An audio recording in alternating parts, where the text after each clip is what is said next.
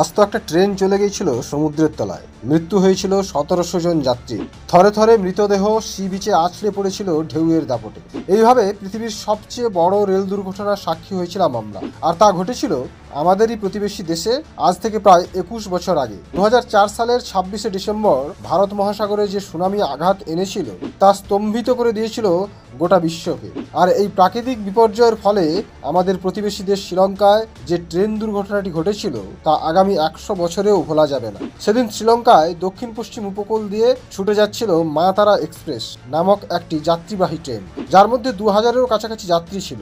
আচমকা অশান্ত হতে শুরু করে সমুদ্র, আর একটা সময় 60 ফুট উঁচু একটি বিরাট ঢেউ এসে গিলে নেয় গোটা ট্রেনটিকে। ঢেউয়ের মধ্যে পাক খেতে থাকে গোটা ট্রেনটি। জানা যায় আনুমানিক 1700 জনের মৃত্যু হয়েছিল এই দুর্ঘটনায়। কিন্তু দুর্ভাগ্যবশত মাত্র 800 থেকে 850 জনের মৃতদেহ উদ্ধার করা সম্ভব হয়েছিল। আর আহতের সংখ্যা, সেটা খতিয়ে দেখলে আজও আমাদের গা শিউরে উঠবে। প্রকৃতি একদিকে যেমন সুন্দর, অন্যদিকে ততটাই ভয়ঙ্কর।